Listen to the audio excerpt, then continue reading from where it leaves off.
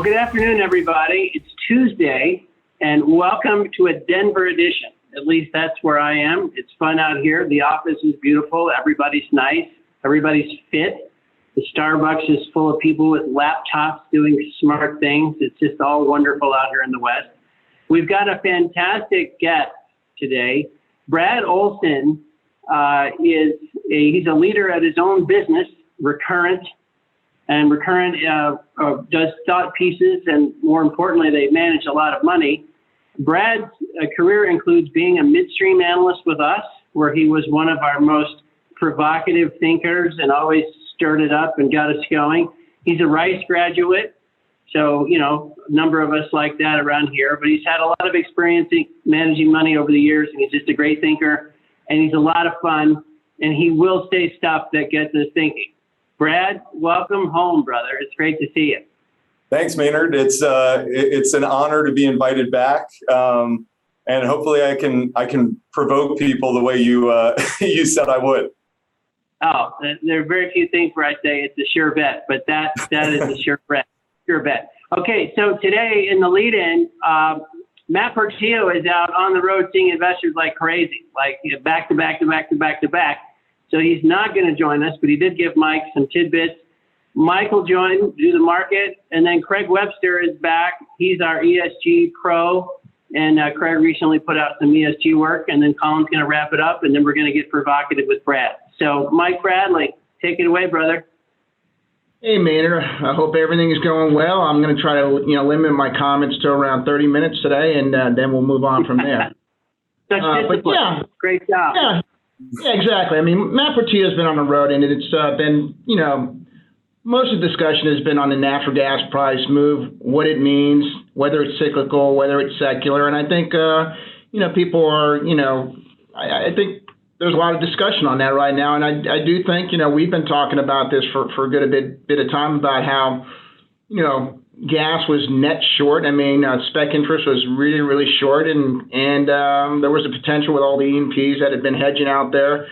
There was going to be any headwinds to stop price from going up, and so we've seen that. And so, kind of get a review of what we've seen in the last couple of days, last couple of weeks. I'm going to throw the screen up and maybe talk about a few things. And today, I mean, if you look at this chart today, OPEC came out with their monthly oil market report, and I think a couple interesting things to see here. Show you that in 2019 we're about 100 million barrels a day, and OPEC is projecting that we get back to 100 million barrels a day back in Q2 of next year. And so in Q3 and Q4 we're up to 102, 103 million barrels a day. That's one thing. The second thing is this is the call on OPEC in where the production in 2019 is around 29.3 million, and it's expected to be around 28.3 million and around 30 million in Q3 of 2022. And the reason why I think that's interesting is because if you think about it, in 2019 we had about 13 million barrels a day in U.S. production. We're now down about 10.5 million barrels a day, which is about 2.5 million less. And probably by this time next year, we'll probably be up near 11 million barrels a day. So net, you have 2 million barrels a day have come out of the market from the U.S. OPEC's going to be back here. So what I'm trying to say is that, assuming demand continues to grow, and I think the other interesting thing that came out in this report today is OPEC is projecting that demand is going to increase to around 108 million barrels a day out to the early 2030s. And I think most people are thinking that demand had already peaked in 2019 and 2020. And so back at the U.S. production is 2 million barrels or lower. If we're going to continue to grow production, that just tells us that OPEC's going to be able to take market share, all else equal, or there's going to have to be a lot of money spent in oil and gas projects globally to keep up with this demand. So I think the backdrop here is pretty interesting. The next chart we're going to kind of go to is something we talked about, maybe 2-3 weeks ago, I guess. Yeah, it was about 2 weeks ago. And we kind of highlighted that electricity prices in Germany were up 100% year to date. UK was up 150%. Natural gas prices in the Netherlands was up 270%. UK was up 200%. Carbon credits up 90%. And Rotterdam coal prices up 100%. And this thing on the right just kind of shows you what's happened since then. And you see that everything's still gone up again. And one of the things I'd like to say, kind of mention is this coal price down here is up 12%. If you look at coal prices, Newcastle coal prices, they're up even substantially more. And if you look at coal prices in China, they're up a lot. And the reason why I mention that, everyone's on this green energy kick and talking about how solar is going to take market share and all these renewables are going to take market share. Well, I mean, predominance of generation in China is coal. As coal prices are up substantially, so are the prices of silicon, which is up dramatically here over the last 3 months. It's almost tripled. And so what that tells me is that prices for silicon products and prices for basically solar are going to be going up substantially. So, those prices are not getting any cheaper versus crude oil and natural gas. They're going up with it because of the generation. The other thing we talked about maybe a week and a half, 2 weeks ago was that, this chart looks at commercial, future positions versus a prompt natural gas. And the blue line is natural gas. And you can tell you're all the way up here towards, $6 roughly today. And the white line is, commercial future position, essentially short interest or short futures. I mean, and what we saw back at, a couple of weeks ago is that we were really, really short, about 150,000 futures short.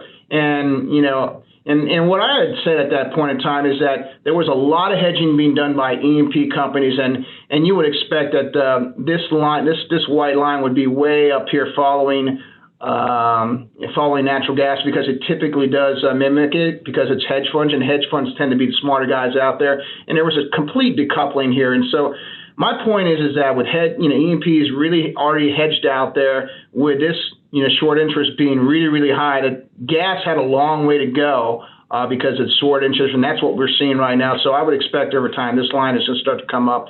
And so what this also tells you is that there is still potentially more room to run if things set up properly.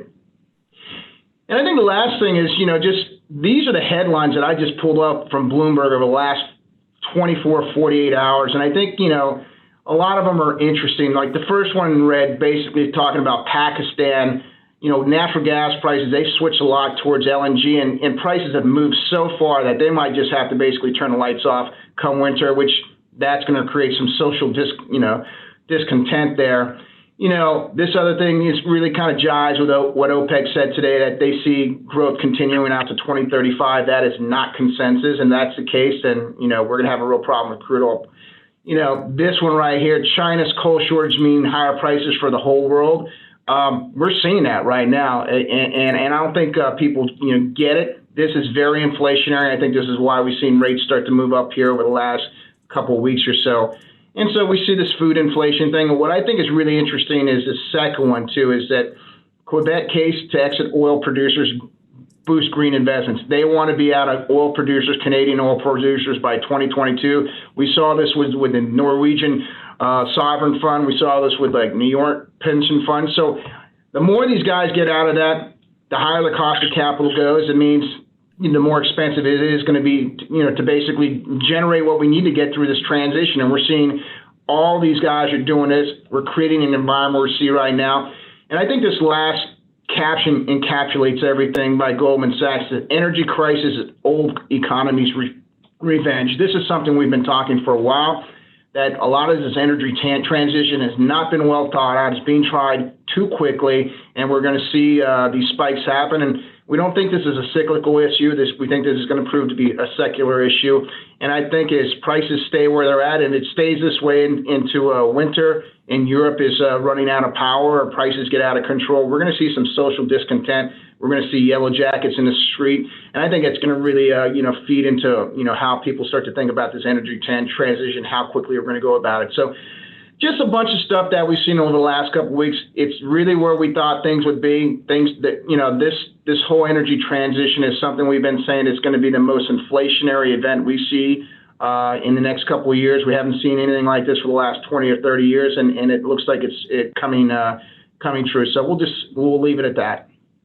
All right. Well, thanks, Mike. When you listen to all that, the energy transition would be, an incredibly difficult thing to accomplish in any environment, but to accomplish it on top of COVID while we have basically free money, like the whole thing, it just looks like a runaway train in terms of prices. Well, And the other thing I tell you, Maynard, is there is a disconnect still between the commodity price and equity investors, right? I think equity investors still think it's a bit of a cyclical aspect here, haven't really bought into the secular aspect. And so, there's going to be, fits and starts here. And I think, we're still at 2.7% weighting in the S&P. Back in 2018, when we had this setup, which I think the setup today is better than it was in 2018, the market was at, we were at 6% of the S&P. There is no reason we can't get back to 6% of the S&P. Long onlys have to get behind it. And I think the only way we're going to get there is for a price to go up, producers not chase it, and people start to believe that this energy transition is not going to kill oil and gas demand. We're going to make fantastic returns, probably the best that we've seen in 20 years in this group. Balance sheets are the best, and the amount of money coming back to investors is just going to be piles and piles of money. That really isn't going to start to 2022. So we think 2022 is going to be a fantastic year for the energy sector. And but like I said, investors are just, stocks have moved a lot, commodities have moved a lot, but they've got a lot further to go. So we'll just leave it at that. Okay. All right. Thanks, Mike. Craig Webster, you put out a couple of ESG pieces in the last, couple of weeks. And tell us what's been your main message and what some of the things you're hearing back from clients are on that work. Yeah, thanks, Maynard. Yeah, we've been just really talking about, we put out a couple of notes, and it's really along the lines of what we've been speaking with clients about for the last, I would say, 6 to 9 months. And it sort of ties into what Mike's talking about, right? When we talk about energy transition and we see all these things happening, we see what's going on in Europe, we see what's going on in Asia. We can take it back to, California's issues with power and the Texas storm and the power issues there. And a lot of it is, it actually feels a little bit like a Rorschach test for what your existing beliefs already are when it comes to what energy is going to look like going forward. And so because the ESG is sort of that space where there's all this noise, and the message that we're really talking about is about taking ESG and thinking about it less in the accountant's office and really more in the CEO's office. And I'm not sure the ESG industry is really there at this point. They still talk about, disclosures and what framework you're using. And what we really think everyone needs to be thinking about is, how does this actually affect the value of assets, companies, and strategy going forward? And the note we put out earlier this week was about costs, and our point is that costs matter even when it comes to ESG.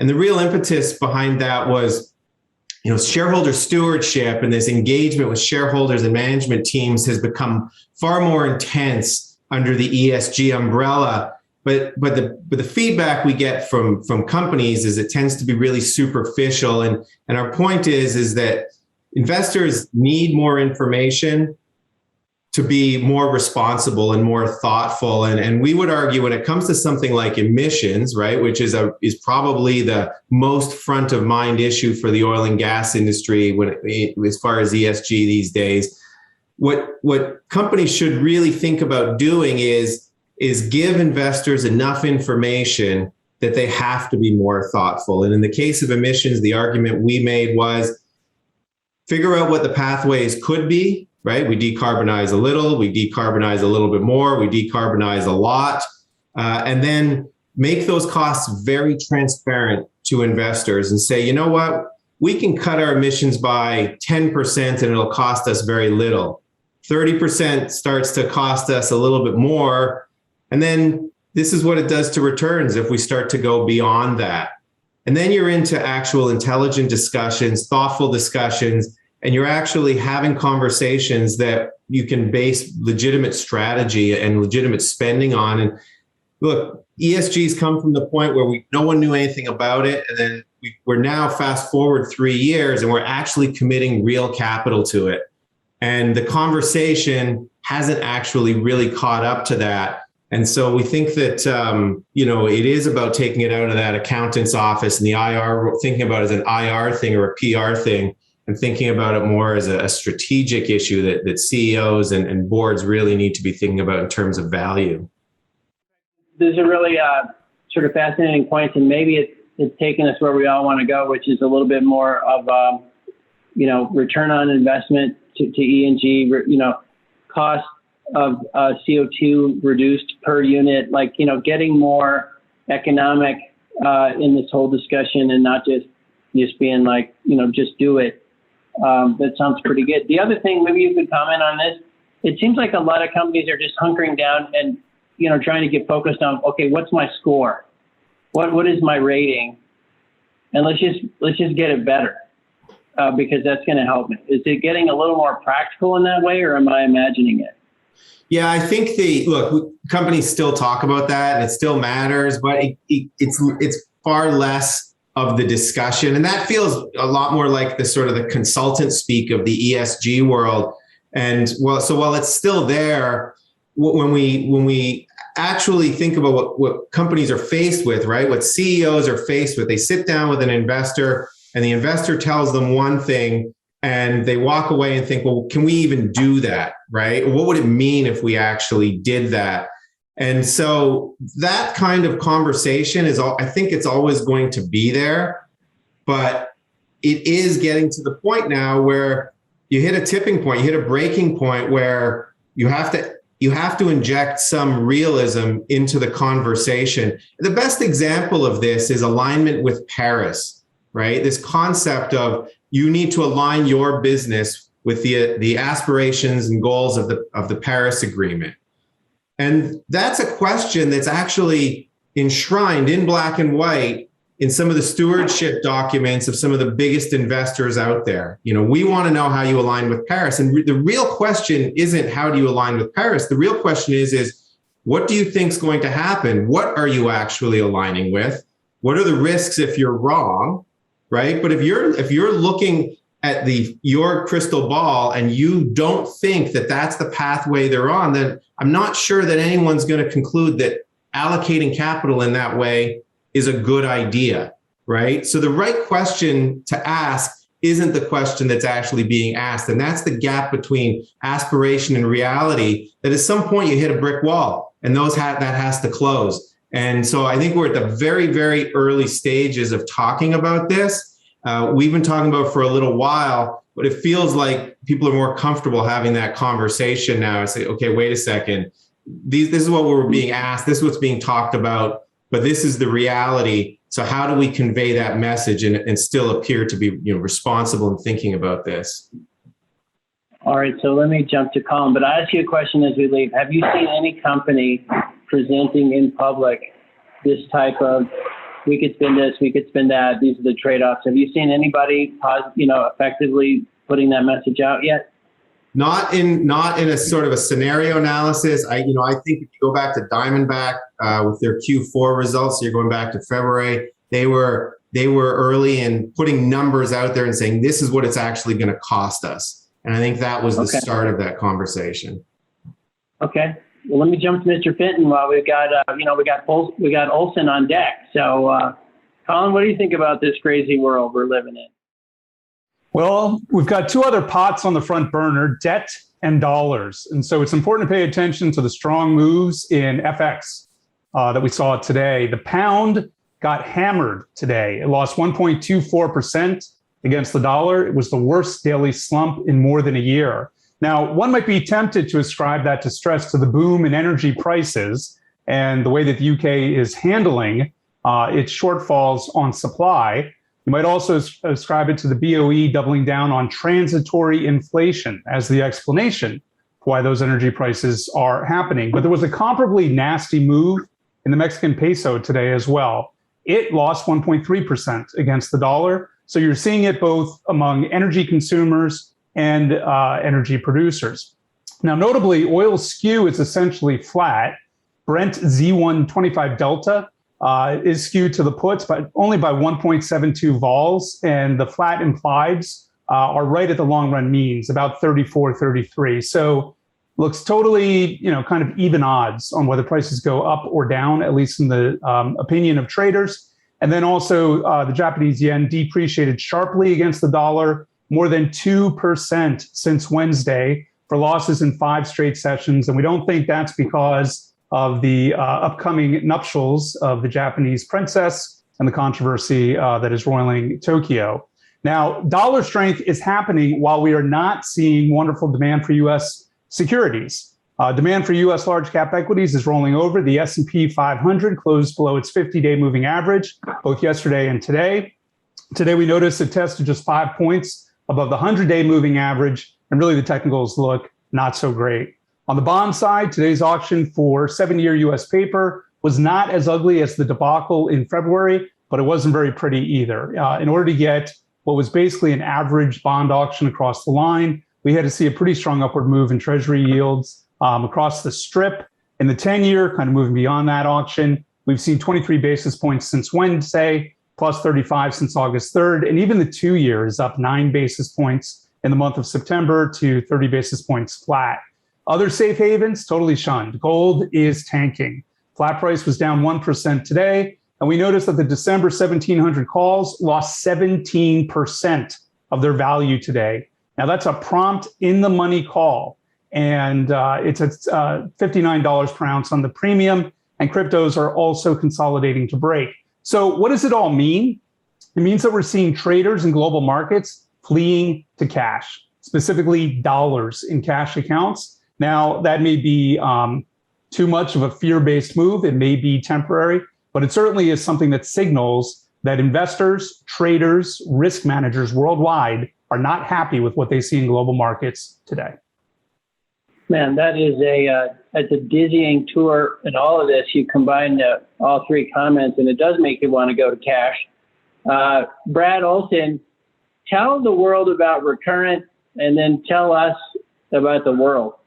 Yeah, sure. Thanks, Maynard. Recurrent is a firm that my partner Mark Laskin and I started almost 5 years ago after working together at Boone Pickens BP Capital. We've spent basically 5 years now raising long-only money, which is a rarity in natural resources and energy long-only equities. So, I feel like we've gotten a pretty up close and personal look at what investor appetite is like for these investments. I think a lot of what Mike Bradley described earlier about the cash flow attributes of these investments, we view as being really attractive. And then when you compound that with the shortage dynamics and the volatility that Colin highlighted, fundamentally we see a lot to be excited about. And the only piece of the puzzle that's kind of missing today is big institutional investors themselves. So Recurrent, we've got about 300 million long in energy and resources equities. But despite that fundraising, we really haven't seen a big shift in institutional capital returning to commodity-oriented equities to date. Don't you, maybe we could that's a great comment to build on here, because when you listen to all that stuff that the guys went through, and you think about putting your money somewhere, oil does look like feels like a safe place to put it. There's a good chance we're short on it. There's a inflation trade to go with that.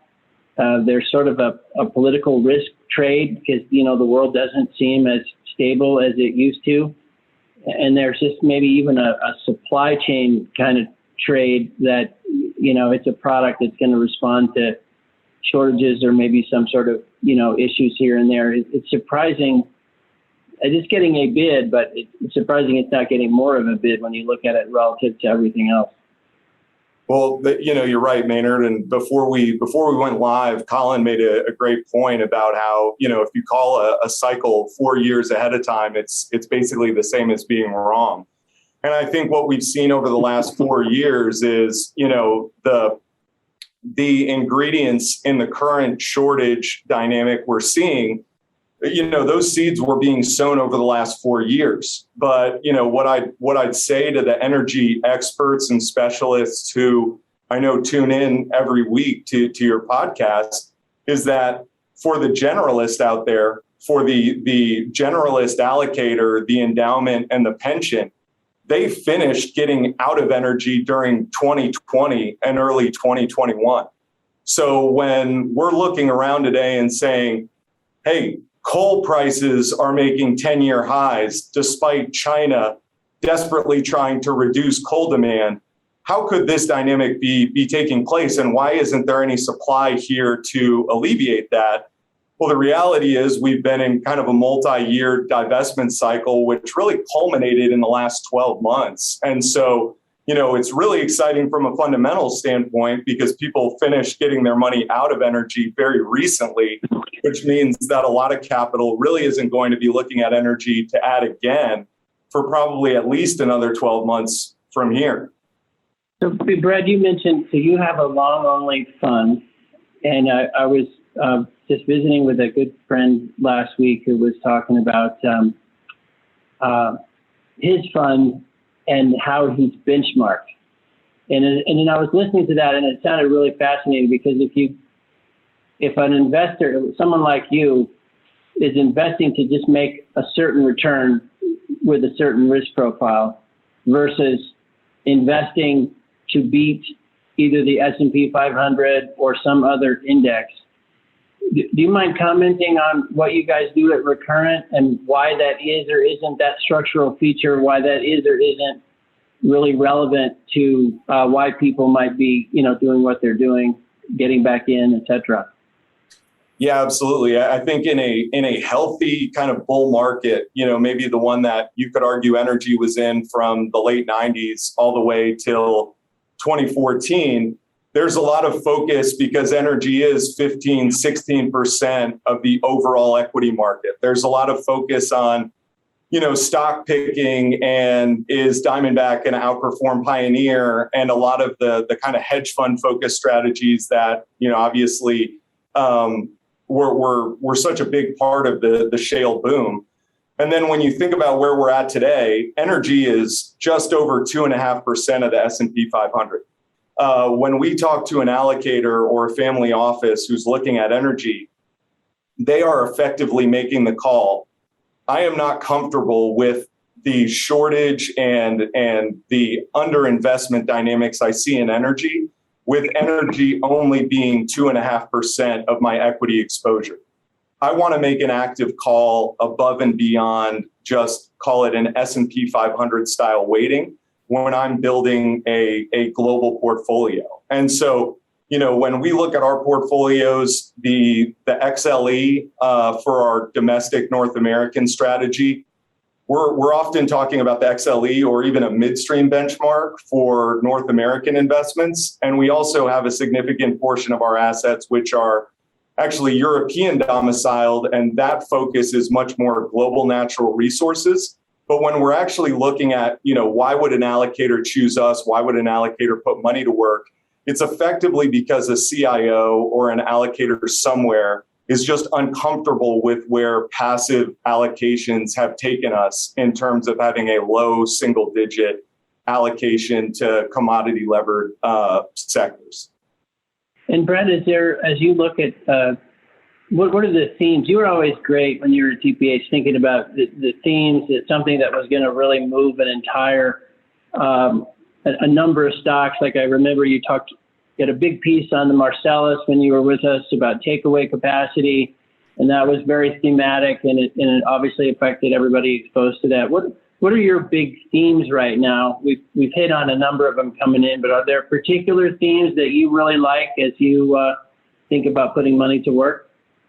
Well, I think one theme that I'll just kind of frame it this way. One theme that I think we're finding fewer and fewer institutional allocators being comfortable with underweighting this theme. So more and more allocators wanting to be involved or overweight this theme is the idea that, oil and gas entered into its underinvestment cycle in the last, call it 2 or 3 years. Oil production, especially in America, was growing pretty rapidly for the 4 and 5 years after the 2014 OPEC meeting. It's only recently occurred that underinvestment cycle on the oil and gas side has taken place.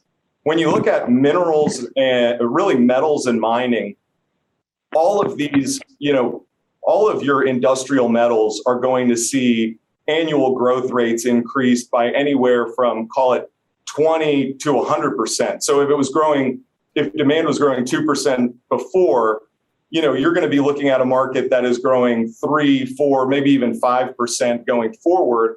And in contrast to oil and gas, the mining sector entered into its underinvestment cycle back in 2015. So we're seeing a lot of focus on the underinvestment that's occurring on the metals and mining side. And we're starting to see similar interest on the oil and gas side because of the underinvestment that's taken place really in the last 2 years. So I think this underinvestment theme is bringing people's attention to commodity leveraged sectors. And, as Mike mentioned in the start of the broadcast, the cash flow profiles are such that you don't really need to have a view on long-term interest rates or inflation rates because the cash flow yields are so high that you can kind of just push all those kind of long-term macro thoughts to the side and own this sector as a value play. And how wide is your purview when you think about energy stocks? You mentioned, give us a sense of when you get out the menu, how big is the menu? Is the menu changing? Are you thinking about alternatives, renewables, et cetera, kind of stuff? Give us a feel for that. I think one of the differences between the business that we've built at Recurrent and maybe, a lot of the clients that I worked with when I was an analyst at Tudor Pickering is, we're connecting with the ultimate allocator, the final decision maker who's putting money to work, as opposed to, a hedge fund who's been allocated a pool of capital to go long and short with. And, accordingly, when we're looking out and trying to find opportunities, we are pitching a value strategy. We are pitching a strategy that has, I would say, a lot of convexity and a lot of, the way that energy and even the broader resources sectors appear today, they're big call options on underinvestment and post-COVID demand levels returning to normal. There's a lot of kind of call option structure to the companies that we look at. And so we're not as interested in negative free cash flow sectors like renewables, not that their total addressable market isn't growing rapidly, but I think, Mike Bradley said earlier, we're looking at those input costs in renewables have come down for 15 years straight. And now we're seeing signs that the input costs in renewables are going to really accelerate to the upside and do that very quickly. And so when we have the free cash flow profiles in resources and energy, it's just hard to use a consistent value framework and see a ton of value in alternative energies and renewables, at least as they're valued today. Brad, you speak about underinvestment, and one of the things we think about, those of us who have been around commodities for a long time, you don't know when the cycle is going to start and when it's going to end, but there's going to be another cycle. And when prices go up, you end up with more investment. When we think about, especially with the long-term nature of things like midstream, when we think about how energy transition and the risk around sort of, long-term demand risk and ESG broadly is sort of influencing the conversation, do you think the investment cycle is going to be as it always is, that the oil and gas industry is going to respond to higher prices the way that it always has, or is there a different way to think about that now? Well, you're absolutely right, Craig, that the cyclicality never leaves the picture. I think what is important to keep in mind is that, after the OPEC meeting of 2014, oil production growth in the United States accelerated because of huge access to external capital markets. And so the increase in activity that will inevitably occur if prices stay high, yes, it's going to happen, but it's going to happen fueled by cash flows. It's not going to happen because of massive external capital flowing into the sector. And I think it's that external capital access that's going to, take a long time to get back to normal, and I think is going to restrain the supply response in this cycle. And the other question you asked, which I think is a really good one, is how do you think about long life assets like, midstream, or even, you could say Canadian oil sands fits this bill as well. How do you think about assets with 30 and 40-year lives when you can't really predict the investment cycle and you can't predict kind of the vagaries of ESG investing? And what I would say, and what I think is really important, and for folks that we've talked to, I think is a really meaningful kind of part of the story, is you're talking about companies that have sub 10-year cash payback periods at $60 to $70 oil. And you're talking about a transition that, even for the most optimistic, credible forecasts, is a 30, 40, 50-year plus transition.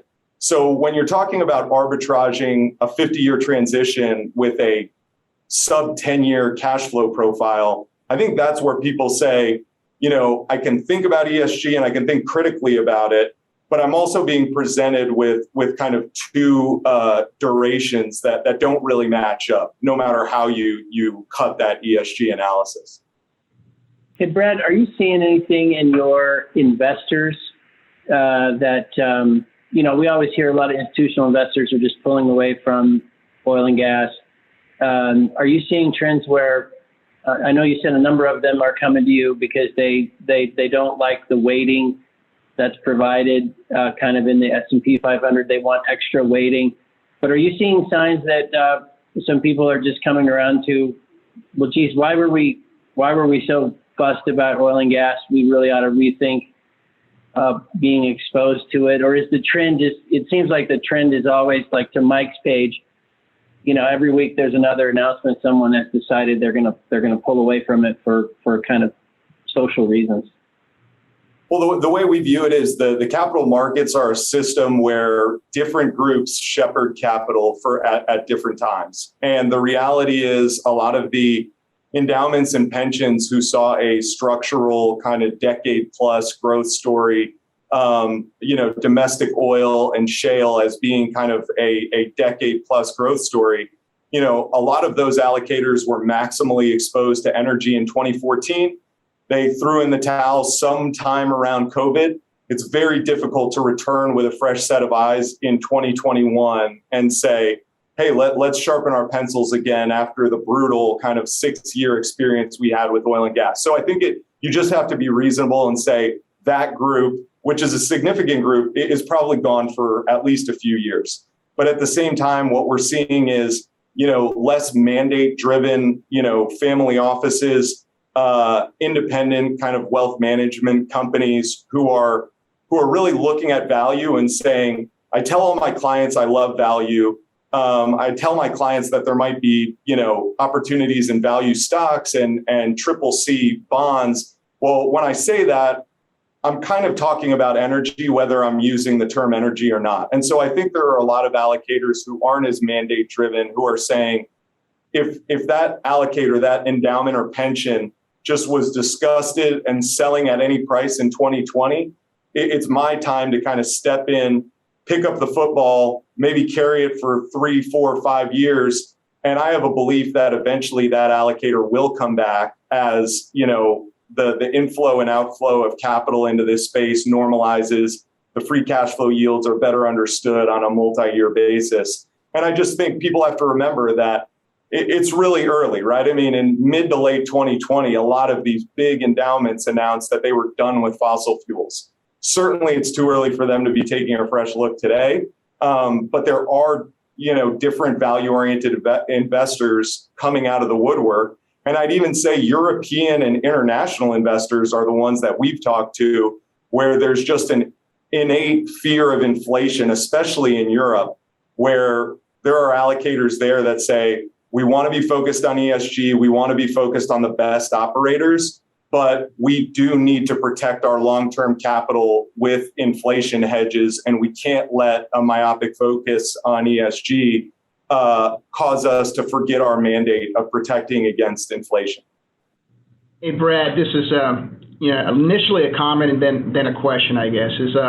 If I would have told you 2 years ago that the upstream business would be generating 25, 30% free cash flow yields and minimum maybe returning 10 to 12%, you'd have thought something was, clinically wrong with me, right? And so I guess my question is back then it was if you wanted yield, you went to the majors or you went to sort of midstream, and it seems like a lot of that's being turned upside down on its head right now. So how do you manage that in your fund? Because it's a whole different, brings a whole different set of companies in now, and how you view them, and how, and how you want them to dispense cash flow, be it a fixed dividend, variable dividend, stock repurchases. How do you think about that? And has your universe, and when you look at the universe, so you say now, like, hey, maybe midstream is not where we want to be anymore. This is where we want to be. And how do you basically go after investors? And does that change the way you market your fund?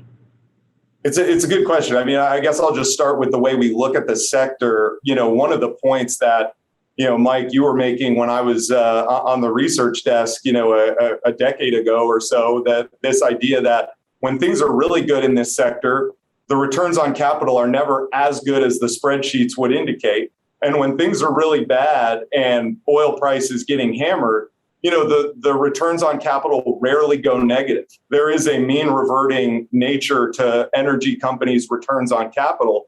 And of course, the reason for that is a lot of your capital costs and a lot of your operating costs have their own inflationary or deflationary dynamics. When oil price is low, you fire everybody and you protect your return on capital that way. When oil price goes up, you have to go out and hire more people at a higher price, and you have to spend more on your oil field services. And so, when we look out in our universe, one of the commitments or the promises we try to make to our investors is we're trying to find ways that you can get rewarded in a commodity upcycle without constantly having to recycle your capital. If you are an oil field services company, you might look really cheap on a multiple of revenue, but if you have to replace all of your equipment every 2 or 3 years, it's very hard to earn just a clean free cash flow through the cycle. And so when we talk about midstream, it is very much a forget the upstream business upside case when you look at midstream. You're not playing for that.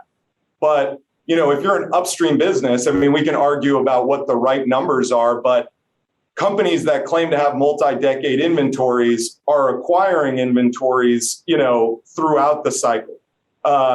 Reserve to production ratios are rarely above 10, especially in the shale, environment. What I'm trying to say is a lot of these upstream businesses will be forced to reinvest. Diamondback on their conference call recently talked about the fact that as they exhaust DUCs, there's a structural increase in D&C capital coming in their business, even if they don't increase activity. And so what we do in our strategy is, try to find assets where the required rate of reinvestment is lower. Sometimes that leads us to midstream. Sometimes that leads us more to, integrated conventional oil assets or Canadian oil sands.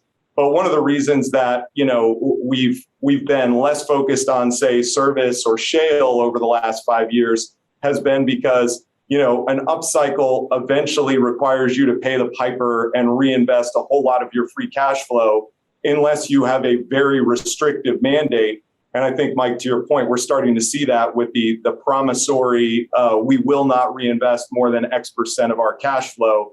But, we haven't seen those kind of promises actually survive a full cycle yet. So we'd much rather kind of focus on businesses where the structural rate of reinvestment is just lower.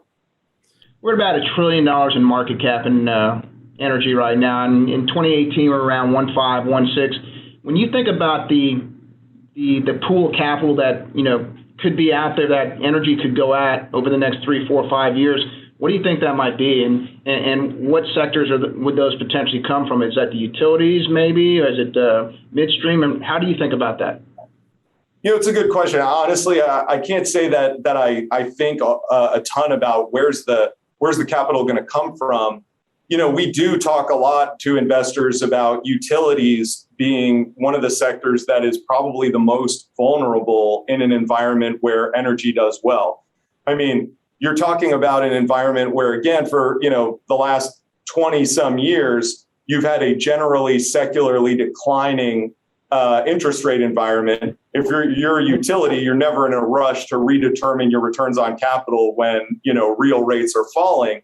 And if we go into an environment where real rates are rising for the next, call it 5 to 10 years, that's generally an environment where energy passes on all their costs and then some. And it's a lot harder for utilities, being somewhat creatures of the political environment, to do that. The dynamics that, Mike, you highlighted earlier of input costs for renewable projects also going higher, that's another area where utilities have been able to, let's say, extract economic value over the last few years. It's going to be a much more tight environment in renewable project development going forward. So, I think if you're an investor, 5 years ago as an investor, utility balance sheets were better, utilities had better growth outlooks, and utilities had no sensitivity to the commodity environment. Utilities won on all three factors 5 years ago. Today, all three factors have completely flipped. You're more vulnerable on a balance sheet basis, on a commodity basis, on an overall interest rate environment basis. So I think the point you made, I haven't really thought about it like that, but the utility sector is certainly a place where what takes energy from $1 to $2 billion or $1 to $2 trillion of market cap. Certainly utilities will be one of the sectors that probably loses out on a relative basis. Hey, Brad, one question. I mentioned you're a Rice guy. One of the things you study was political science. You can't have a conversation today about anything and not think about policy, politics, Glasgow, everything that's going on. How's that factoring into how you're thinking about energy? Does it contribute to your feeling of I'm going against the grain and I'm going for cash flowing, value-based things? Or what does all this political noise do to your mentality when you think about buying something? Well, I think, Maynard, you kind of highlighted it. In a time of uncertainty, getting paid back quicker with lower multiple valuations in a sector like energy certainly on a relative basis becomes more appealing than getting paid back in 40 or 50 years on some high growth stock multiples. So I think, the more uncertainty, and, Colin kind of highlighted this in his comments, the more uncertainty goes up, generally people flee to US dollars. And, in this case, we're running into real physical constraints in coal, gas, oil markets. And so you kind of want to go where the pinch points are. And I think energy is one of those places. As far as the political question, Maynard, I'm glad you asked it, but because, one of the doing a lot of panels and a lot of decarbonization panels as a guest speaker, one of the comments made by a policymaker that really stuck with me is, we live in a country where there's a debate about going to $50 or $100 per ton in terms of a carbon tax. That sounds like an aggressive intervention.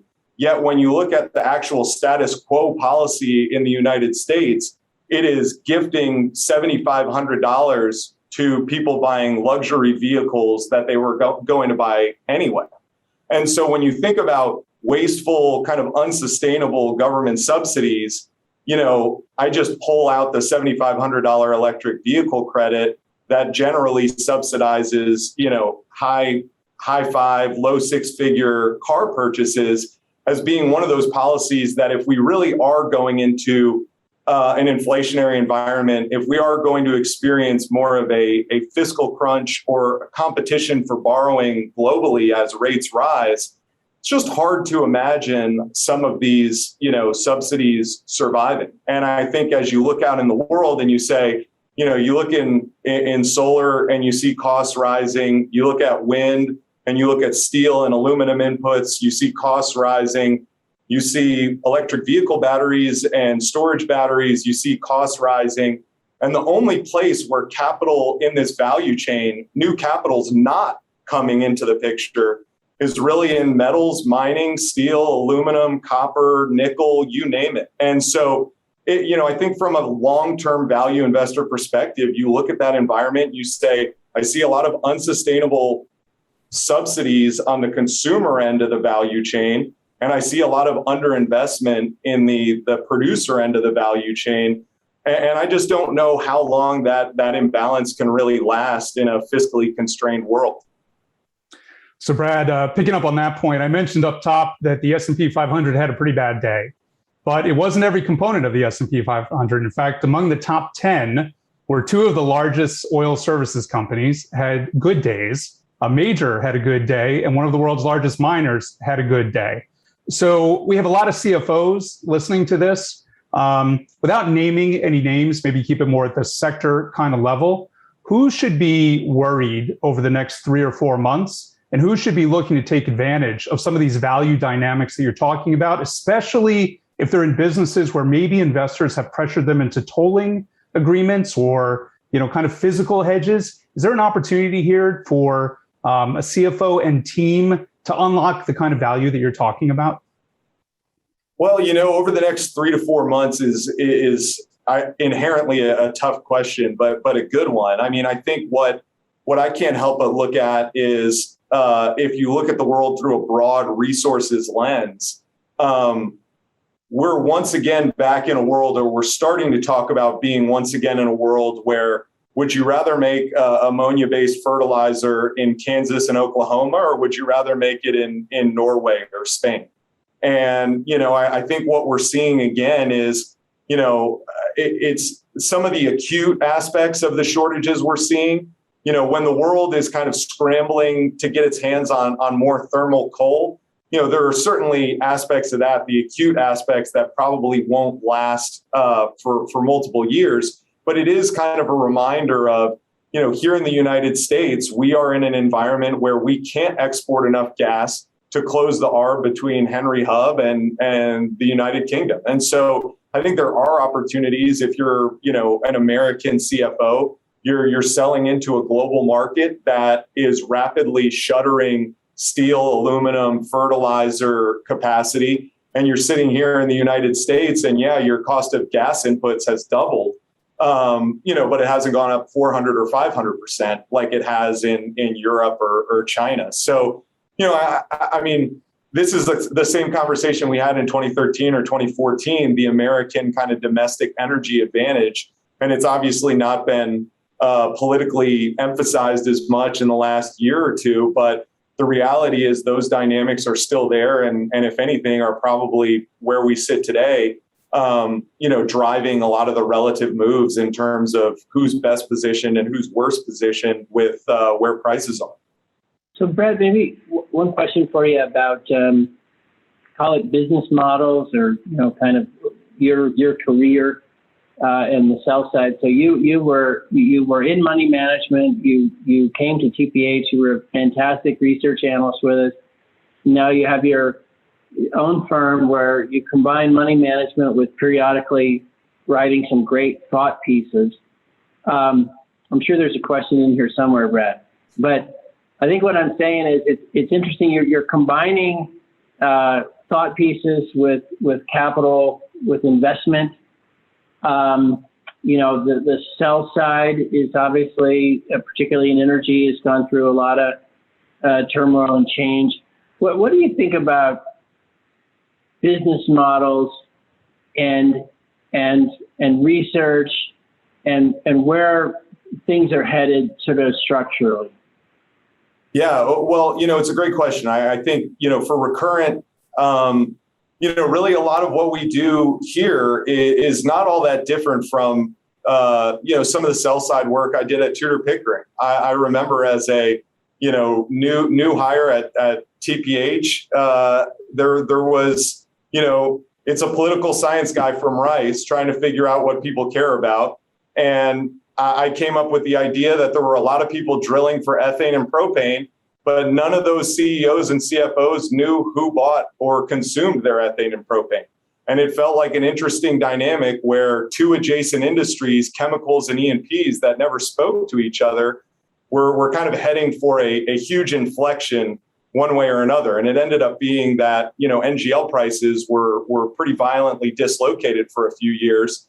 And today, when we look around, global natural resources and energy value chains, it's very similar where you can't say that Elon Musk is getting on the phone with Congolese cobalt miners. I mean, I'm sure he's in conversations with them from time to time, but there are a lot of industries that depend very heavily on one another that don't talk at all. And it's in those kind of weird dislocations and business to business and industry to industry links that we find a lot of I think just the really compelling things to talk about. And we find that when people are when we can trigger somebody's curiosity, the chances of them being interested in investing or at least understanding the value proposition go way up. And so, the work at TPH was more of hey, go to Boston and explain to the Fidelity guy what ethane is. And today it is, hey, go explain to, a university pension insurance company, what is lithium? What is nickel? What is natural gas? Why does natural gas need to keep getting drilled in order to support the electrification of transport? And so, wherever there is, I'd say, a knowledge gap, it creates an opportunity to build a business. And that's really not all that different between TPH and what we do at Recurrent today. Well, see, now, Brad, I'm going to have to fuss at you because our good friends at Fidelity are going to reach out tomorrow and say, we know what ethane is. I can't believe that guy said that. It's a very dated reference. It's a very dated reference. No, but what you're pointing to, I think, is interesting, which is that comes up a lot, which is single sector or even single company analysis in this world. What's a little more valuable, or even a lot more valuable sometimes, is big picture, holistic, macro trends, interactions, dislocations, this type of stuff. In a world like this, that kind of stuff is more valuable. I'm leading the witness, but I think that's what you said. No, look, I think it's exactly right. I think when we've done research, the reality is the rapid decarbonization scenarios that we've done work on, and I know you guys have done a lot of work on. The reality is that with the level of investment in commodities and natural resources we see today, you do not have enough raw materials to rapidly decarbonize the world. And one of the stats that we talk about a lot is it took over a century. It took basically the entire 20th century to increase oil production tenfold. And you're talking about increasing a variety, not one mineral, but you're talking about increasing mineral production across a variety of industrial minerals tenfold within 15 or 20 years to get anywhere close to the rapid decarbonization scenarios that not only do you hear about a lot, but a lot of the capital allocators we talk to really believe in and think are realistic versions of the future. And so, I think as long as there is this dislocation between the world we want and the world we're willing to allocate capital to, it's going to create great conversations like the one we're having right now, and also, with allocators everywhere, where those two kind of worlds of capital and hope for the future just haven't been reconciled yet. Well, Brad, I'm going to have to call you I'll date myself here, the Nadia Comaneci of guests, because you just totally nailed the landing. I was listening. As you said, we always try to have a tagline for these conversations, and your comment was, we do not have enough raw materials to rapidly decarbonize the world. That is a real gem. And well, Brad, we're proud of you. You're a TPH alum, and you're out there doing great stuff. And we always have fun talking to you. And the audience didn't even get a feel for it, because when you really get going, I mean, you come up with some crazy stuff. So next time we'll do like a happy hour. We'll do a happy hour COBT with you. Well, I look forward to being invited back. Hopefully you will invite me back at some point. And it was a lot of fun, and miss being in the office with you guys. But this was a great conversation, and thanks for having me. Thank you, Brad. It was awesome. And we are officially inviting you back. Thanks, everybody.